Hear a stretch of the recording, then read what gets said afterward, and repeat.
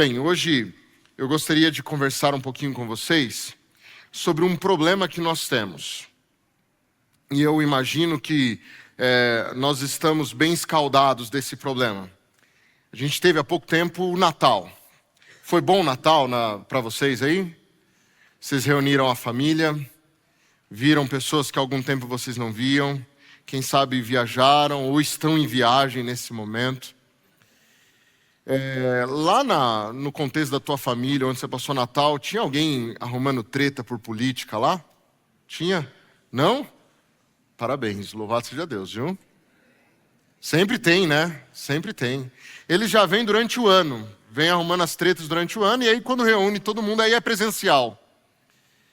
Eu lembro que há algum tempo atrás, eu recebi uma pessoa no tempo do Natal para conversar comigo. E ela dizia assim: pastor, eu tenho um problema muito sério. É porque está chegando o Natal e a minha família são os meus pais. Eu não tenho irmãos. Meus pais ainda estão vivos, mas eu sei que eles já estão no final da vida deles. Mas eu não suporto os meus pais, porque eles votaram num partido político que eu não gosto. E essa pessoa havia arrumado um problema gigantesco no seio familiar, que a separou profundamente de seus pais, mesmo na iminência do fim da vida deles. O ressentimento, o rancor que ela havia desenvolvido na relação com a família, por conta de questões de política, havia sido tão grande, que provavelmente ela perderia seus pais sem ter passado o Natal com eles. Bem, eu sei que essa história, ela é quase que tipológica da realidade de muitos de nós.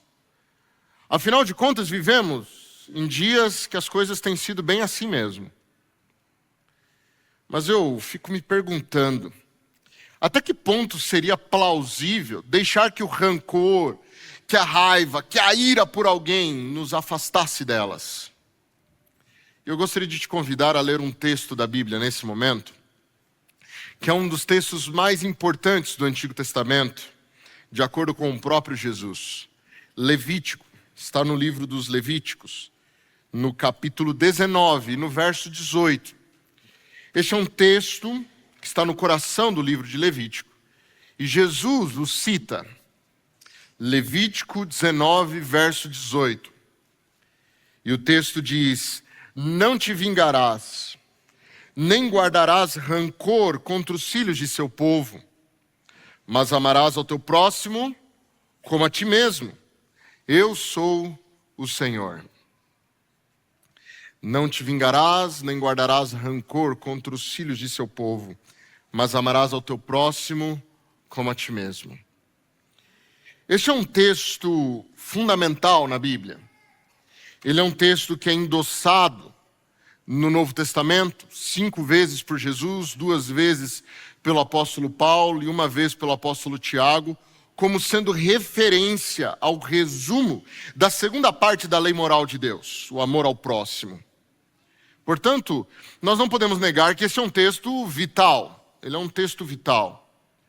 Ele faz apologia ao amor horizontal, àquele amor que nós doamos àqueles que estão ao nosso lado, àqueles que vivem na realidade da vida ao nosso lado. Esse texto também ele é um texto que, além de endossado, ele também foi distorcido. Os fariseus distorceram esse texto. Eles faziam a seguinte pergunta: bem, se é para amar ao próximo, quem é o próximo? E eles tentavam classificar o próximo. E no final das contas, o próximo deles era alguém que era parecido com eles, mesmas características físicas, mesma ascendência sanguínea, mesma formação acadêmica, mesmo ajuntamento monetário, mesmo, sabe? O próximo era ele, só que era ele projetado em alguém. E então eles completavam: já que eu já defini o meu próximo, o meu inimigo eu posso odiar. Era assim que os fariseus lidavam com esse mandamento. Mas além de endossado, além de distorcido, ele também foi expandido por Jesus. Isso é muito legal, porque no Evangelho de João, Jesus ele expande esse conceito. Amarás ao próximo como a ti mesmo. E Jesus chega e diz, eu vou dar para vocês um novo mandamento. Que vocês amem uns aos outros, assim como eu amei. Você já ama como ama a si mesmo, mas agora ame do jeito que eu amo as pessoas. Perceba Jesus expandindo o conceito. O fato é que esse é um texto interessante e importante. E em nenhuma história da Bíblia nós temos uma compreensão tão plena desse texto quanto na história de José. Você já leu a história de José? Está lá em Gênesis. É uma linda história. José era o penúltimo filho de Jacó. E Jacó, ele cometeu um erro que como pais a gente tem que evitar. Ele começou a amar mais esse filho do que os outros e a demonstrar esse amor para os outros. E isso gerou ciúme no coração dos outros filhos. E José também não se ajudava, né? Porque ele chega e fala assim, escuta, eu tive um sonho. E no meu sonho, todos vocês vão se prostrar perante mim e me adorar. E mais, não só vocês, meus irmãos, mas o meu papai e a minha mamãe também se prostrarão para me adorar. E você imagina como isso ia alimentando o coração dos irmãos de José. O fato é que, na oportunidade certa, seus irmãos, para não matá-lo, venderam ele para alguns comerciantes egípcios e José foi parar no Egito. E estando no Egito e passando por algum tempo como escravo e depois como prisioneiro, Deus mudou a sorte de José. Afinal de contas, ele era um homem extremamente honesto. E ele foi parar no cargo de governador do Egito. Você já deve estar imaginando que foi uma promoção e tanto, maior do que todas que nós conhecemos. O fato é que, como governador do Egito, ele teve uma oportunidade. Houve uma fome na terra. E o único que havia ajuntado recursos foi o Egito. Então lá estão os irmãos de José vindo até ele. Só que os irmãos de José não o reconhecem. E José faz alguns testes para ver se os seus irmãos tinham mudado de índole. Mas o momento auge da história é quando José se apresenta como sendo José de fato. E isso é tão incrível porque os irmãos, eles já esperavam algum tipo de retaliação. Os irmãos já esperavam algum tipo de vingança e agora José podia, afinal de contas, ele era governador do Egito. Só que José abre mão do seu poder para se vingar, para voltar a se conectar com seus irmãos e se conectar com sua família. E como disse, a história dele é a melhor história para tentar sistematizar esse conceito. Não te vingarás, nem guardarás rancor contra os filhos de seu povo, mas amarás ao teu próximo como a ti mesmo. E é aqui que nós descobrimos a resolução deste sábado. E a resolução é para nós trocarmos a vingança pelo amor. Que nós passemos um novo ano onde nós trocamos a nossa vingança pela oportunidade de amar aqueles que estão ao nosso redor. A vingança, ela destrói. Eu gostaria de colocar pelo menos 3 razões do porquê a vingança, ela não deveria ser usada por um cristão. E a primeira delas é porque a vingança nos nivela ao mal. Quando nós escolhemos essa via da vingança, do rancor, do ódio, da ira, nós nos permitimos ser nivelados por baixo, sermos nivelados pela violência, pelo ódio, pelo ressentimento. E quando nós somos nivelados pelo mal, nós começamos a ter o nosso caráter transformado. E a maldade que estava apenas no outro passa a fazer parte de mim também. Nos torna malvados. E sabe que o maior mal de uma pessoa malvada é quando ela me torna tão malvada quanto ela mesma. Porque uma coisa é certa: quando alguém nos fere, quando alguém nos machuca, essa pessoa pode até tirar a nossa vida, mas se tem uma coisa que ela não tem controle, é me fazer ser tão mal quanto ela. É a única coisa que garante o autocontrole.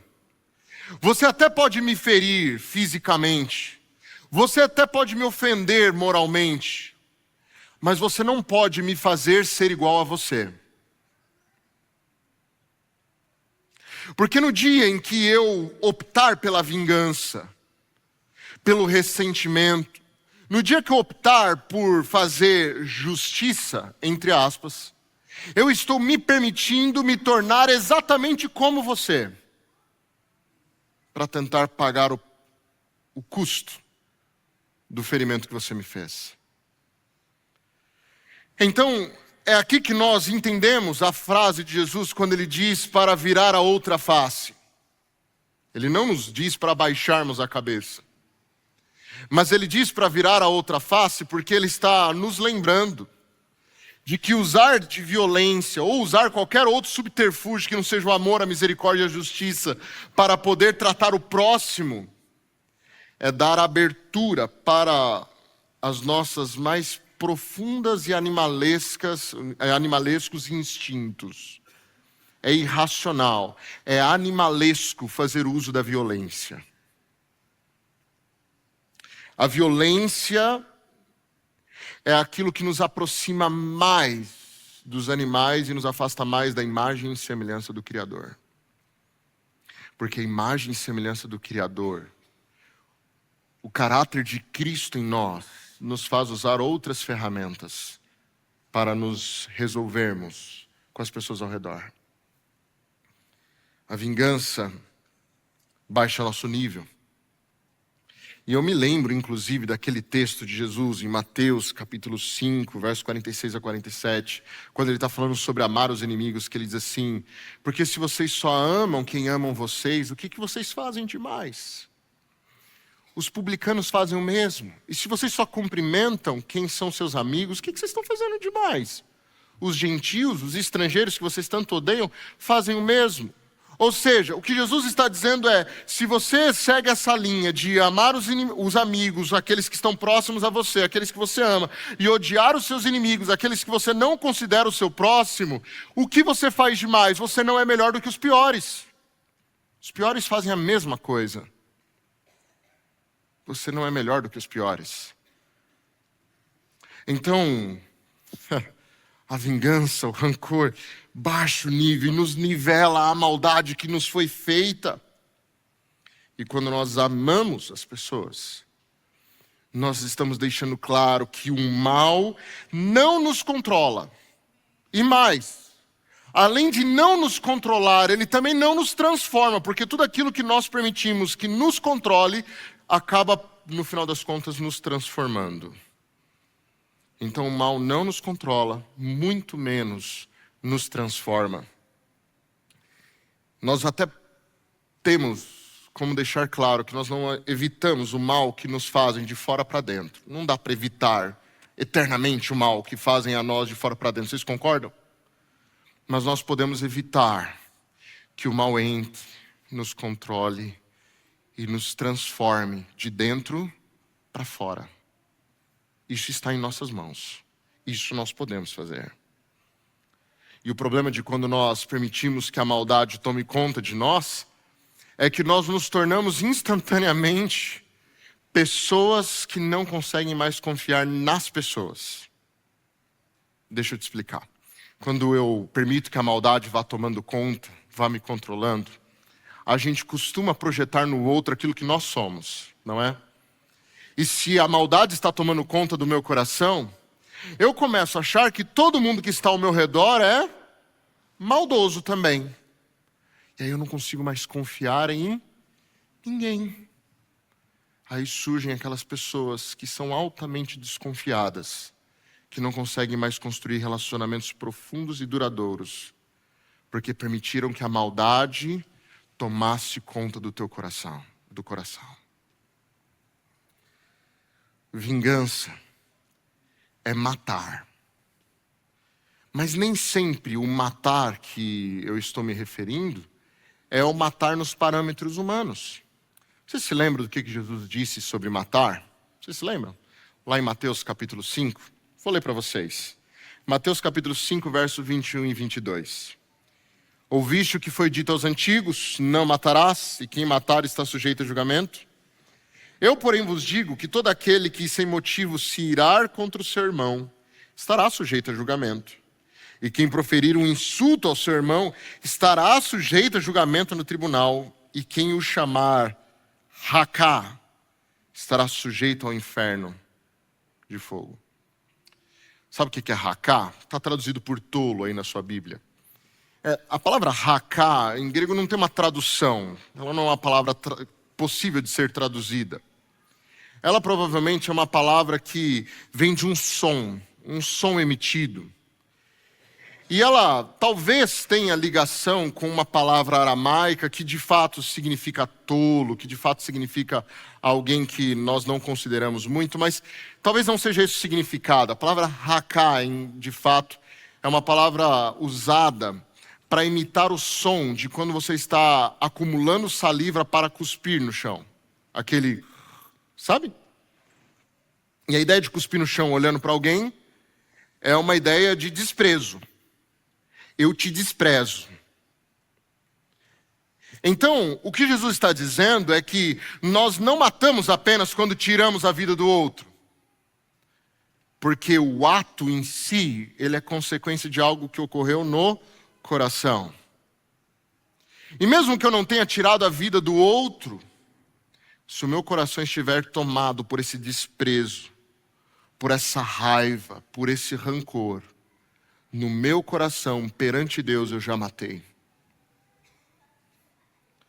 Por essa razão, a vingança que aqui aparece na Bíblia carrega consigo o significado de alguém que tem ou que nutre ressentimento, raiva, rancor pelo próximo. Isso nos faz pensar numa segunda razão do porquê nós não poderíamos nos vingar. É que se de um lado a vingança nos nivela aos maus, do outro lado a vingança destrói as relações. José sabia disso. E ele, ao invés de perder os seus irmãos, de perder as pessoas, de perder sua família, ele escolhe perdoar. Porque ele sabia que a vingança destruía as relações. Quantas não são as pessoas que talvez estejam inclusive aqui nesse momento, ou nos acompanhando pela internet, que estão com as relações destruídas, em frangalhos, permitiram que o mal se desenvolvesse no coração, e isso vai destruindo as relações. O maior perigo da vingança, do ressentimento, é a solidão. São pessoas solitárias. Pessoas que não se conectam mais. São pessoas que não conseguem mais se perdoar. São pessoas que nutrem um certo peso, que quando você começa a conversar com ela, você já percebe que é uma pessoa pesada. É uma pessoa tensa. É difícil se relacionar com alguém assim. Porque ela começa a acumular toda a carga do ódio, do rancor, do ressentimento. E essa carga vai tornando essa pessoa imóvel. Ela não consegue ter a leveza para se movimentar entre as pessoas. Então ela fica travada. Todos que se aproximam sentem essa carga. Automaticamente, essa pessoa começa a ficar solitária. E eu me lembro das palavras de Jesus. A todos que estão cansados e sobrecarregados, aprendei de mim. Porque eu sou manso e bondoso de coração. E todos que vierem a Jesus receberão um novo fardo, um novo jugo. Mas Jesus já deixa claro, o meu fardo é leve. Isso porque ele pega todo esse rancor e esse ressentimento e carrega consigo. mas em troca Ele nos oferece todo o seu amor, sua misericórdia, o seu perdão. E isso é leve. Não permita que a vingança, o desejo de vingança e o ressentimento tire as pessoas do teu lado. Não permita que isso te atrapalhe a se conectar com quem está sentado ao teu lado. Não permita que isso destrua o teu Natal nunca mais. Te afaste da tua família, das pessoas que valem a pena, das pessoas que acabam conferindo propósito à existência. Não permita. Não permita que o mal chegue à sua plenitude, jamais, jamais. A vingança nos nivela ao mal. A vingança destrói as relações. E a terceira coisa que a vingança faz é que a vingança nos define pelo mal que ocorreu a nós no passado. Ela nos prende ao passado. É uma prisão. Pessoas tomadas pelo desejo de vingar-se, pelo rancor e pelo ódio, são pessoas aprisionadas. E a prisão é temporal, elas estão aprisionadas no passado. Elas não conseguem seguir em frente. Elas não conseguem olhar para o futuro. Elas se permitem definir pelo mal do passado, ao invés de se permitirem ou de viverem uma vida onde elas são definidas pelo bem que eu faço no presente. Eu quero voltar a fazer uma ilustração que eu já fiz num sermão há algum tempo atrás, que é a ideia do retrovisor. Porque o passado é igual ao retrovisor do nosso carro. Ninguém dirige olhando para o retrovisor. Dirige? Se você está fazendo isso, você não aprendeu a dirigir ainda. Porque quando nós dirigimos, nós olhamos para o painel, para a estrada, olhamos para frente. Mas a gente não dispensa o retrovisor. Porque o retrovisor é aquilo que nos dá referência. É o que nos ajuda a tomar decisões sábias no ato de dirigir. Vou virar à esquerda, vou virar à direita, vou parar aqui, eu dou uma olhada no retrovisor só para garantir que a referência está certa, que eu posso fazer isso com segurança. E o passado é esse retrovisor. Ele nos ajuda a tomarmos boas decisões no presente, a decidirmos melhor para o futuro. Ele não pode ser dispensado ou esquecido. Só que nós não podemos dirigir ou viver a vida olhando para o passado. Nós não podemos viver presos ao passado. Porque é tão arriscado quanto não ter um passado ou um retrovisor para olhar. Viver olhando para o retrovisor é tão perigoso quanto não ter um retrovisor. Então, quando nós entendemos que o rancor, o ódio, a vingança é nos prender ao passado, nós corremos sérios riscos na jornada da vida, sérios riscos. Muitos acidentes virão. Nós estamos presos no lugar errado, não sabemos para onde estamos indo. O perdão, portanto, é um processo de libertação. Eu sou livre das amarras impostas pelo ressentimento, pela dor, pelo ferimento. E tendo sido livre, nós somos então curados. E essa cura, ela vai transformando, ela vai aliviando o coração. E por isso nós precisamos aprender de uma vez por todas que o perdão, que o ato de deixar o rancor de lado, é um ato unilateral. Você não precisa que o outro se arrependa para perdoar. Você não precisa, e a Bíblia, em momento algum, a Bíblia apresenta qualquer regra para que você perdoe alguém. Ela disse que nós precisamos perdoar. Você não precisa que tudo tenha mudado para que você perdoe. É um ato unilateral. É similar à graça de Deus que é oferecida a nós, sem esperar nada em troca. Então nós perdoamos mesmo que a pessoa não esteja arrependida. Nós perdoamos mesmo que a pessoa não queira o perdão. Nós perdoamos. Mas nós fazemos isso porque a pessoa que precisa ser liberta é a pessoa que está ferida. A pessoa que precisa ser curada é a pessoa que sofreu a ofensa. Então ela oferece perdão sem esperar nada em troca, porque a cura começa com ela. E por isso que é tão necessário e urgente que todos nós entremos num processo de perdão. Porque se nós nos permitirmos sermos levados pelo ódio, pelo rancor, pelo ressentimento e o desejo de vingança, a pessoa mais afetada não é o outro, sou eu. Esse sou eu. Quem vai perder a vida não é o outro, sou eu. A Bíblia nos desafia a perdoar e a amar ao próximo, mesmo que sejam os nossos inimigos. Não é para nos submeter a um processo de tortura, mas sim para oferecer a nós a oportunidade de restauração e de cura, de libertação. É por isso que quando nós perdoamos, nós abrimos mão da justiça. Você tinha direito, mas você deixou o seu direito de lado para ser curado. Eu quero ler mais um texto da Bíblia com você. Você pode me acompanhar na carta de Paulo aos Romanos. Esse é um texto poderoso. O apóstolo Paulo faz eco a Levítico 19. E aqui ele está apresentando a ética das relações. Como deveriam ser as relações interpessoais. E no capítulo 12 de Romanos, no verso 17,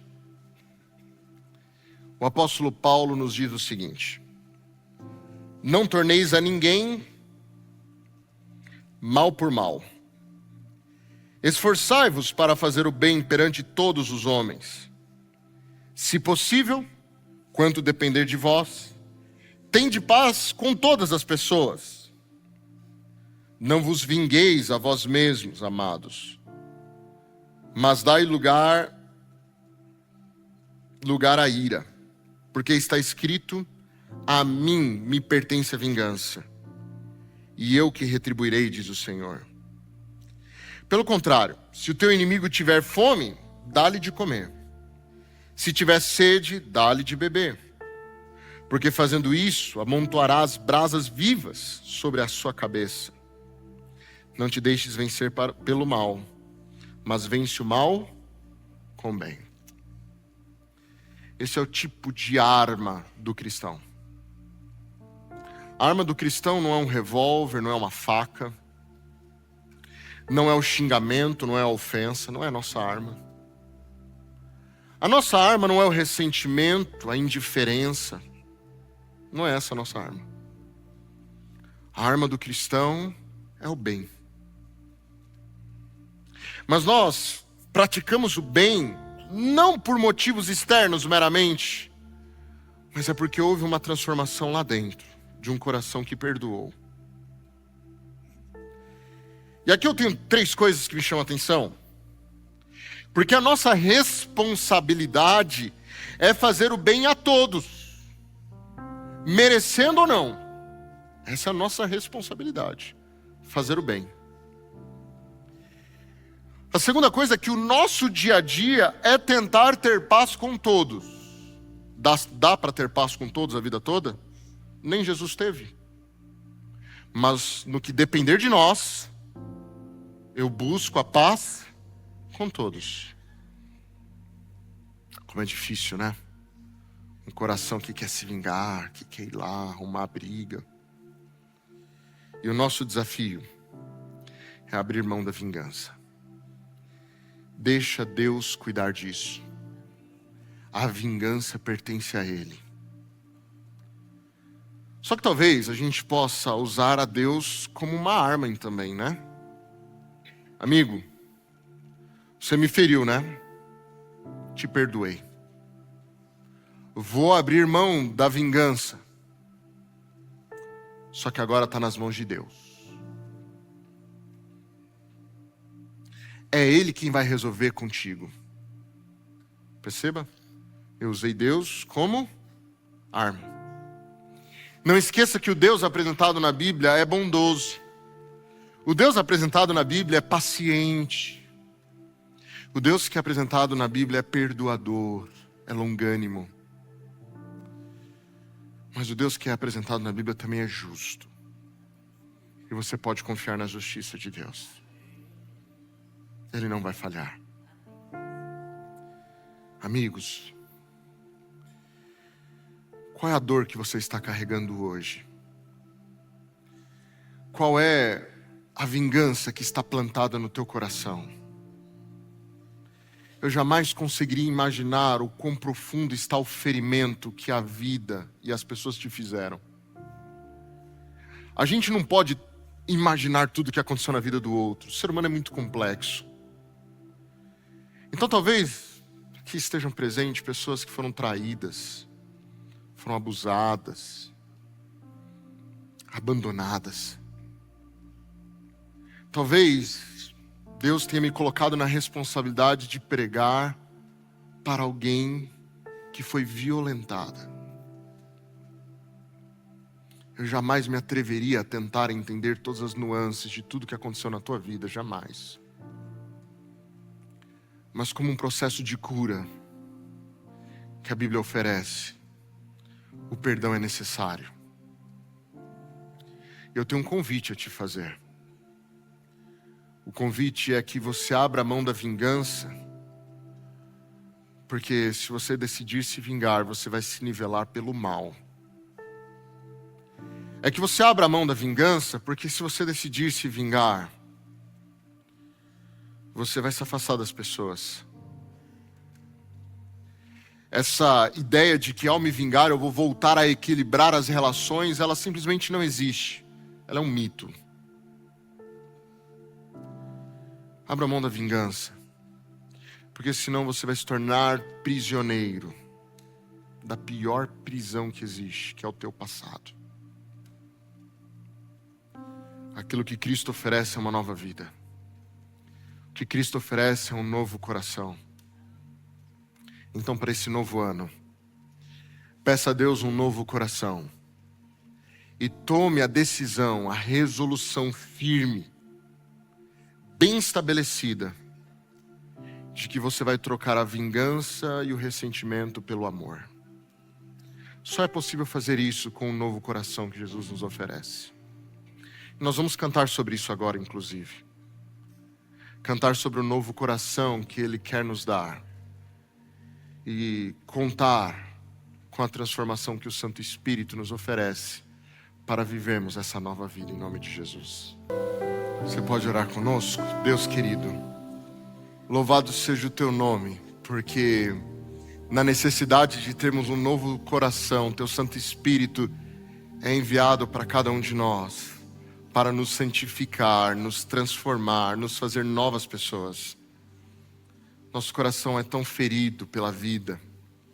Quantas não foram as vezes, Pai, que as pessoas ao nosso redor nos machucaram e nós machucamos as pessoas. Nós precisamos aprender a viver essa realidade bíblica do perdão, da graça, da misericórdia, da justiça. Que o Senhor nutra o nosso coração com essas coisas. Que sejamos pessoas bondosas, amorosas, perdoadoras. Pessoas leves, porque o Senhor carrega esse fardo do rancor e do ressentimento. Nos dê, Senhor, um novo ano muito especial. Que essa troca da vingança pelo amor seja constante durante este ano. É isso, Senhor, que nós oramos a Ti e pedimos em nome de Jesus. Amém. Queridos, que Deus abençoe a todos vocês. A você que nos acompanha pela internet, louvado seja Deus pela tua vida. Essa nova semente, uma experiência real e transformadora com Deus.